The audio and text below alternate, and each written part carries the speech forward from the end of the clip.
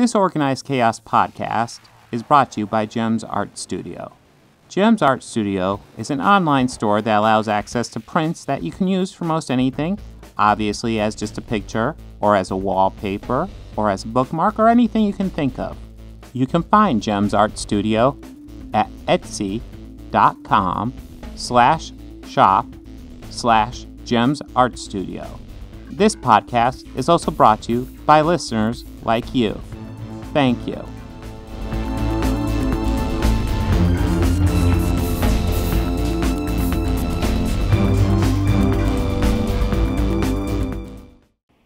Shall we go ahead and appreciate some great trash now? The yes. polar opposite of the Green Knight. Just, oh my God.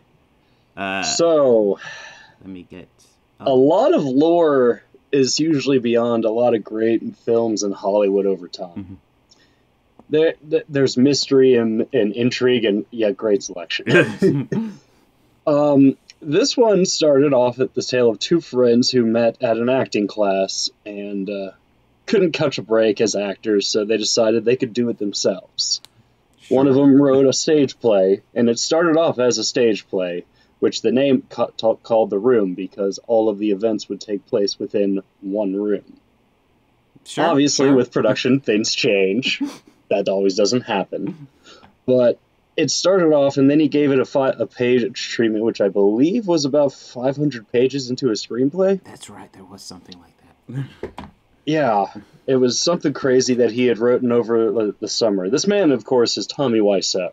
Ooh. The man of intrigue and interest and so much question, it's hard to even crack where to begin. Some say he is the illegitimate son of D.B. Cooper. Sure. Well, he raised the money somehow. He claimed from selling jeans in a clothes wholesale store in Los Angeles. We can get to a little something semi-related later. Yeah, okay, we'll put a pin in that. But yes, this movie, it's a tale of lies, truth, deception, romance, intrigue. A story about life, pretty much. It's a common melodrama. It's a tale of a guy named Johnny. Not Tommy, but Johnny. Johnny, who is a very successful banker, and his fiancée, Lisa. Now, they live a very happy life, and they seem to be very in love, but Lisa is unfaithful to Johnny, and she cheats on him with Johnny's best friend, Mark. So, that sets the stage. It's just like real life. Do you understand life? This movie, along with its many quotable scenes and very memorable moments, there's just so much I don't even know where to begin to describe this film. Oh God, it's kind of it's been dubbed as the Citizen Kane of bad movies. There's like a lot of things, a lot of subplots that get abandoned, like Lisa's mother's cancer, Mike's underwear, Denny's drug debt. Yeah. A lot of stuff, but the main plot is about the bizarre love triangle that's going on. I believe it might be the only plot that's actually followed through with to any degree. There is one, and it was briefly introduced and then resolved immediately. So I don't know if we can qualify that as a subplot. Ooh, what are you talking about? The flower shop scene. Oh, okay, sure. Oh, hi, Johnny. I didn't know it was you. Who else in San Francisco looks like that? Oh, my God. Who else could it be? I mean, Brad Pitt and Tom Cruise aren't living in San Francisco anymore. Last I know, they were leaving in their Corvette away from San Francisco.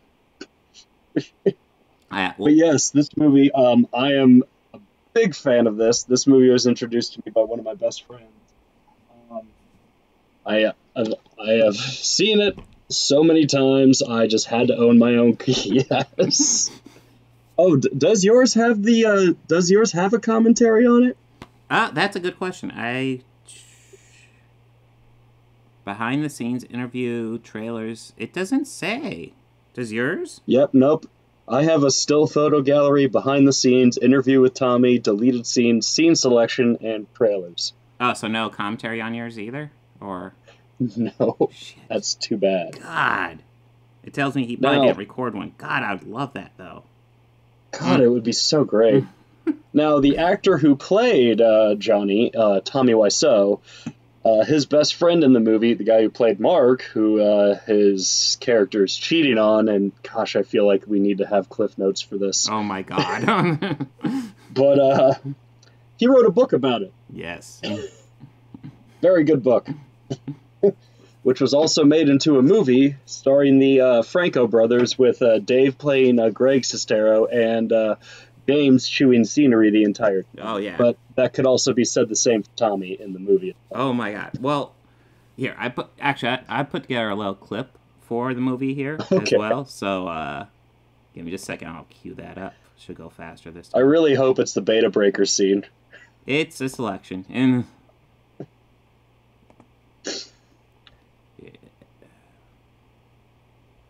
Why don't I see it? Oh, I miss having a mouse. Okay. Huh. And I might quote rip tracks.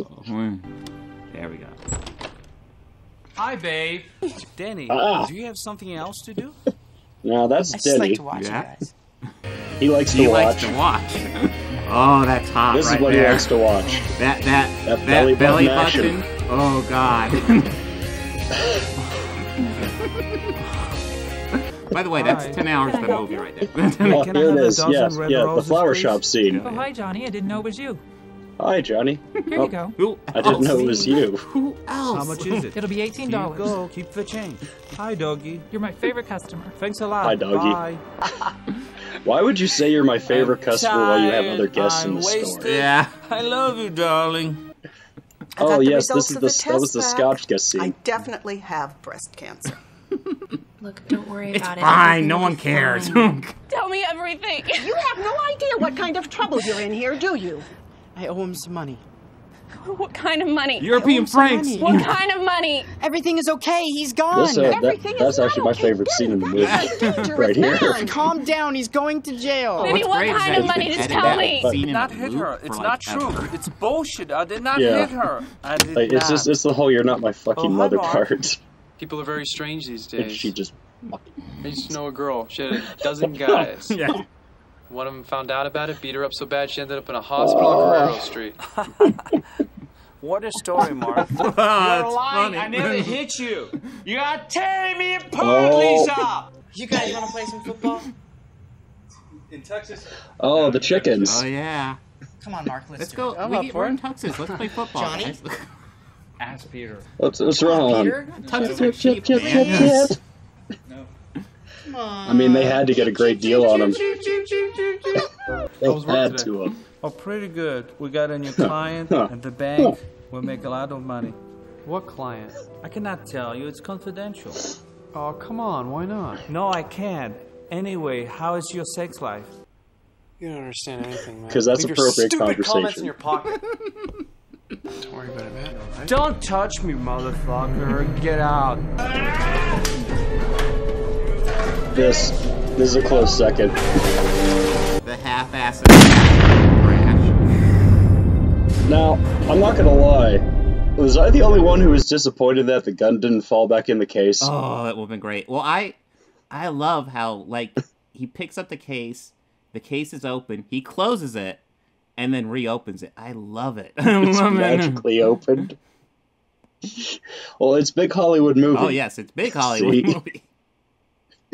They built a set like the alley, just like the alley that's directly outside of the Yeah. set. Because it's big Hollywood movie. It's for real. Now, from the sense of, like, filmmaking, there is something very cool that they did. I think it's very cool. And they cameras on subjects the whole time. I believe one was like 38 millimeter and the other was a digital camera. Yes. Camcorder. Yeah, so that aspect I find very cool and very fascinating. Yes. And throughout all the deleted scenes, you could actually see the quality and resolution difference between the two. But for me, that's just something that I think, well, that's cool. I dig that. I dig that. Yeah, well, I thought was, like, interesting. Hey, let's shoot with both these cameras at the same time. Okay, that's interesting. Very interesting. But you don't have the remotest idea what you're doing, do you? You're just doing it. No, he didn't really utilize it that much. But the thought alone is just, okay, you're kind of on the verge of greatness there. It's like, no one's ever done it before, so I'm going to do it. Okay, I can follow you there, Cool. but you got to have an idea behind it. You got to have a follow through, my man. You got to know what you're doing. Now, a fun side note. Now, I did see this. I don't know if you've seen the follow-ups or the duos not necessarily follow-up, but their second collaboration together. Well, Best Friends. Okay, I was about ready to say that. I have not seen anything they've done together since this, except that weird Batman video.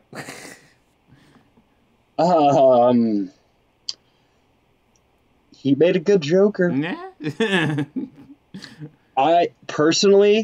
I think he'd be a little bit better of a Morbius. Who knows? I just don't think Jared fucking Leto deserves the role. Oh, Jared Leto. That's a whole different topic, but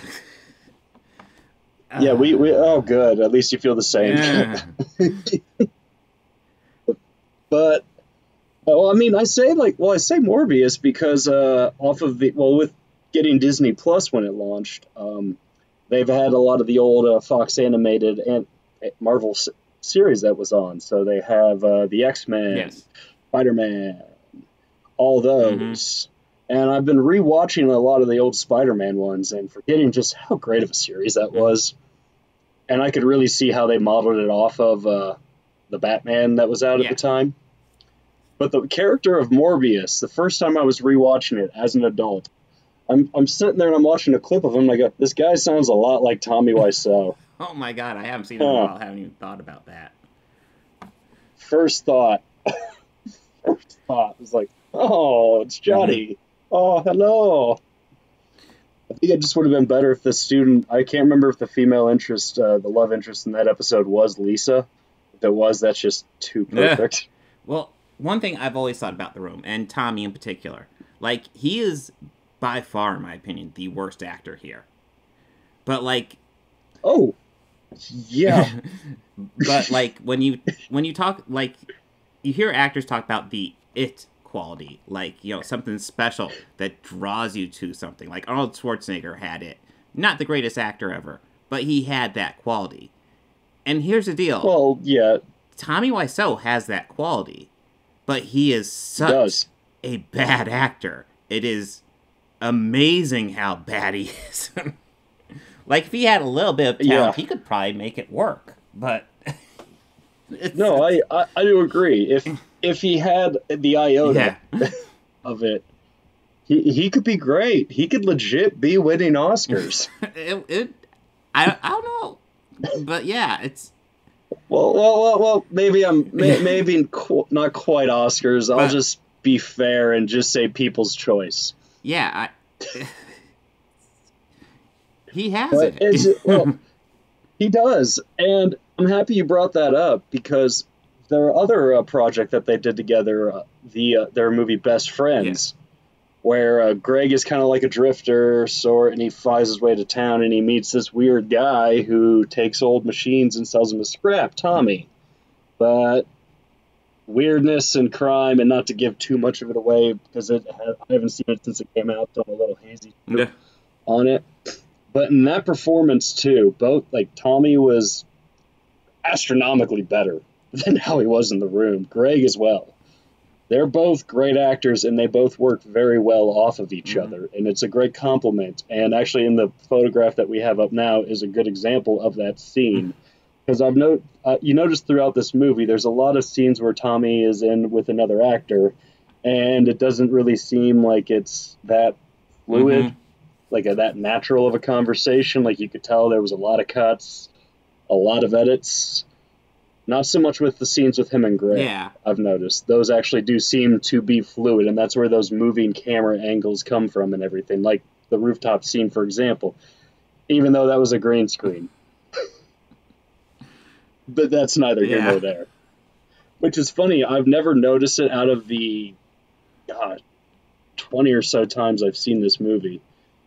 That how bad the green rendering is. I just really see it in this photo in particular. It's really bad. Well, there's that one photo. Just how bad that rendering is on that roof right behind them. There we go. Let's clear out this other one.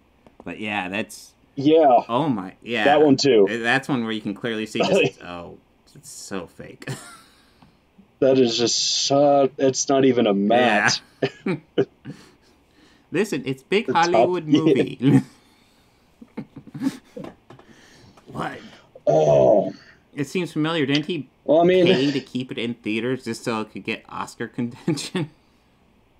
Yeah, he did. And he also put out, he paid for a sign on Hollywood Boulevard for it for like 8 or 6 months prior to the release of the film. Oh, dear. I mean, he had the money. And I know that's where the D.B. Cooper rumor came into play. Well, yeah, there's so many rumors around him. Like nobody knows where he's from. Yeah, that thick New Orleans accent of his. That's a hell of an accent to have. I mean, I've never been to Louisiana personally. I have, however, been in regions of the South to where the dialect is very thick and strong, just like the heat in that region. Yeah. Like, I've had conversations with people from Florida and even in the Carolinas that I've even had to ask them a few times ago, I'm sorry? Say that one more time? And, usually it's like, yeah, but no, there's so much... It's not... There's so much European on that accent. I was about to say, it's not that it's an East European accent, though. No, it's... I want to say Transylvanian. But that would explain so much if he was a vampire. Except his age. I mean, that would explain the wealth. That would explain the well... What? If vampires, in fact, do drink blood to retain youthful, that would explain a bit. Now... He was 28 when he filmed this movie, right? Yes. And this was in the... and this was all in the early 2000s, late 90s, when all this was being written, as you could tell by Tommy's zip-off cargo khakis. Do we have one of that? Yes, that is the photo. I believe that is the one that I found with the zip-off khakis. Ooh, let's see. We definitely have... I remember that style. Yeah, you can't see it there. No, that's just the did not. Yes. What was that, like 127 takes? I think it might have only been like 87 or something like that, but... It was some ungodly amount. No, I remember the question being asked. He did write this, right? He didn't... Yeah, he did write this. Yep, the scotch kiss scene. Yeah. That's the scene where his wife Lisa gets him drunk with vodka and scotch. It's scotch cup. Oh, I'm not finding the photo, but one thing that's always interesting is whenever you see Tommy, he almost always wears at least 2 belts, and the closest thing we have an explanation about that is that it makes his butt look good. Okay. I don't understand that at all. Well, I know Tommy had another venture into production of a sense of his own series, and it was a very short-lived series on Hulu. It had, I want to say, 1 season. It was called Neighbors. And I don't know how he did it, but somehow Tommy Wiseau was able to find actors that are at least below his caliber or subpar his caliber. Or caliber, sorry. Yeah, it's... I struggled with 5 episodes. Struggled. And I'm talking maybe 3 days worth to get through one. Well, It was You rough. can see in the room, It was really rough. nobody's a particularly great actor in the room, except for Chris R. Except Claudette. Chris R, I thought, was Lisa's the really mother. standout. Oh, I mean, I think Lisa's mom buried the lead with the cancer Well, thing. you're not wrong there, but... but yes, Chris R also gave a very great performance. But for the most part, like, I do get the sense they're trying to a degree in parts. And then you do get the sense as it goes on that lots of them are just like, okay, I'm just going to spit out the lines. Like Peter, too, or Steven. Yeah, Peter, too. He does this really great thing when he's given his lines where he'll... Here, let me make sure I'm fully in frame for mid-up. Yeah. It's like, I agree. What? Well, I understand it's like an acting thing, but... Well, if you've never seen The Room, you essentially have this character, Peter, who's in the first... Who's really in a third of it. He's not in the beginning, but then in Act 2, he's fairly prominent. And then... Yeah. In Act 3, you have Steven, who is essentially the same character, but they didn't have the same actor, so he has a different name, but that's it, and he's there, and he's just doing what Peter would do, and it's... Yeah. So Never bad. really addressed. It's... I don't even understand the logic behind it. It's like, dude, get the shots you need with the actor when you have him. That's how you do movies. Well, I believe it was something like a payment dispute. Okay, I just remember it being a thing where, like, it was running over, and he had to do a separate movie. Or he had to do a separate role, and let's face it, I don't think anybody's heart was really in this one at this point. And... Oh, maybe Tommy's. Yeah, and... Yeah, for me, like, if I was in Tommy's shoes, which... God, that'd be interesting. But if I was in his shoes, like, it'd be like, okay, what scenes do we need from you? We're gonna get those shots tomorrow, and then we'll worry about the rest. You know, that way we have consistency through the movie with the characters. But obviously, Tommy didn't give a shit about that, so we just have Steven out of nowhere. Yeah.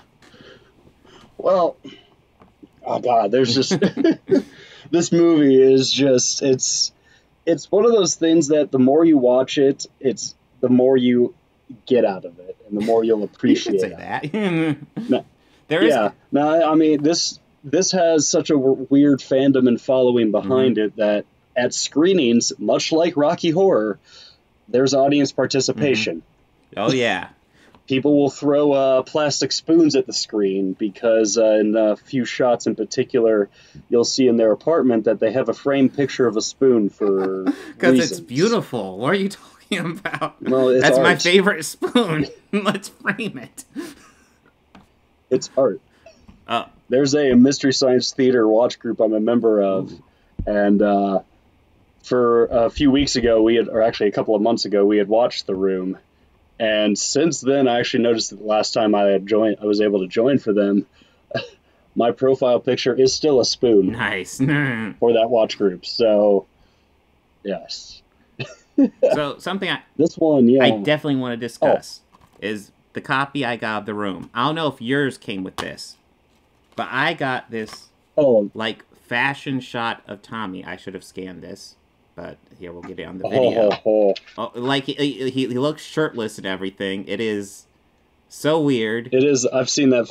Yeah, I have seen that photo. Both of his eyes are wide open. And then the back, in order to get some Tommy Wiseau brand underwear.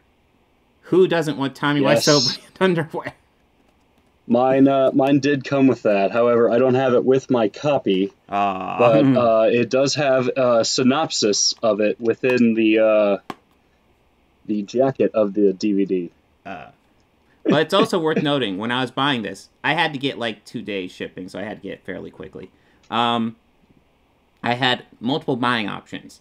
I can get this on Amazon, which unfortunately I did. I hate getting stuff off Amazon because Jeff Bezos is evil, but it is entirely too convenient. It's frustrating. Yeah. Separate topic. Anyways, the other options were to buy it off Tommy's website. $28 to get just this. Or for $20, like $8 cheaper, I can get this and a pair of Tommy's underwear. Just like, okay. Now, I know for a short while they had a package deal where you can get like the Blu-ray, the underwear, and a Tommy bobblehead. Oh, I might have gone for the bobblehead. The bobbleheads were a limited run. It was him in a tux in the shades, holding a football. Oh, of course. And I think the other one was of him with like the leather vest, the dress shirt, the jeans, and him just the current Tommy. Yeah, the football thing is something they go back to a lot throughout the movie. Now, I didn't read the book. I listened to the book at work because it's super convenient for me to do that. I'm not technically supposed to, but fuck it, they don't know I'm doing. But so I listened to it, and like it talks about how like he and Greg Sestero, who wrote The Disaster Artist, they would go out and play football, and like just randomly in the movie, he would just incorporate these elements into it. It's like, okay, but it's weird. Yeah. Well, I've also heard him say that the story is also partially autobiographical. Mm-hmm. What, The Room? So, yeah.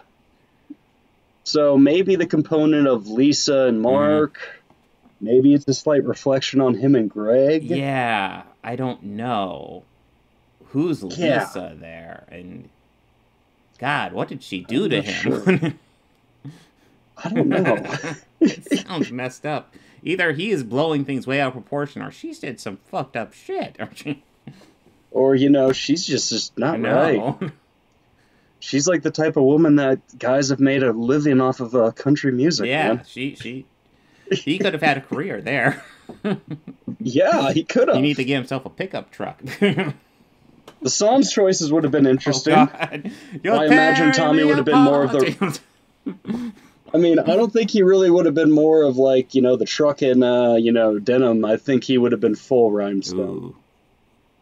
He would full rhinestone. But yes, The Room, if you have not seen it, strongly recommend you see this one.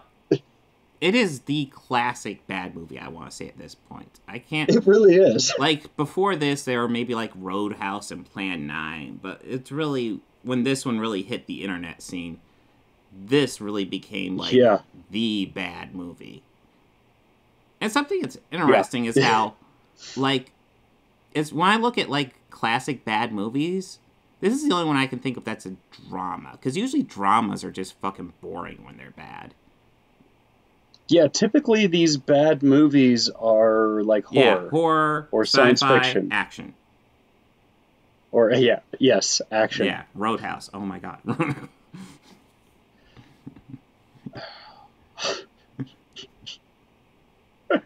Pain don't hurt. It's probably my least favorite Patrick Swayze movie. It's probably the worst Patrick Swayze movie I can think of, and probably the one I enjoy the most at the same time. It is... It's not my favorite Swayze movie. I still enjoy it, but the one that's my favorite and I enjoy the most is easy, and it's Red Dawn. I actually don't like that one. We're going into side class. We'll have to discuss Roadhouse at some point. Yes, we will. So let's see. And how un-American you are, gosh. Let's see. Do you have anything to add to the room? I think anything I've added is there's already a lot that's been said. No, not really. Just again, this is a great movie. If you have a chance to go to a screening, I recommend that. I'd love to go. If you have a chance just to watch it with friends, do that. If you have a chance to expose somebody who has never heard of it but loves bad movies, definitely do that. Well, that's the best part. One thing I always want to stress, if you've never dove into bad movies, make it a drinking, or not even make it a drinking game, get a whole bunch of friends together, maybe come up with a drinking game. Now, you need to be careful. Like, the obvious drinking game would be like, every time Tommy says, "Oh, hi," take a drink. But you'll die of alcohol poisoning if you do something like that. Yeah, so. you will die of alcoholism. Oh, And every time Tommy laughs, you could take a drink if you want to die of psoriasis, because you will. But yes, there's a lot of fun that could be had. Just get friends together and watch. There's also, yeah, it's definitely one that you want to get your friends together and share with your friends, because sharing is caring in this instance. You have to experience this. And if they have anything to say about it, you could just look at them and tell them to keep their stupid comments in their pocket. Nice. Now, and with that, we're going to segue into the next segment. Well, yeah. Well, before I'm gonna jump into that one real fast here, because I remember in the book Greg Sestero talking about how he had a hell of a time actually getting that line out. So wanted to change it, and of course Tommy's like, "No, that's how Americans talk." It's like, it's my favorite quote of the whole movie. Leave your stupid comments in your pocket. Keep your stupid comments in your pocket. Because that's a thing real Americans say. I mean, I say it. Well, now I do. Yeah, now I do. I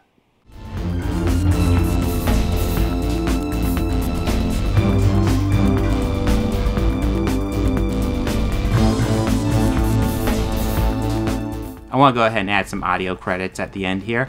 The theme music you're hearing at the beginning and end of this podcast was written and performed by George Johnson, a very good friend of mine. And my current Patreons are Fel Martins, David Lara, and Lindsay Pankhurst. If you'd like to become a patron, go ahead and follow the link down below. Anything you can provide would be incredibly helpful to this channel. We're barely limping by right now. I'd love to make this my full-time job. I'm miles away from that right now, so any help you could provide, just $1 a month would be amazing. You know you want to. All your friends are doing it.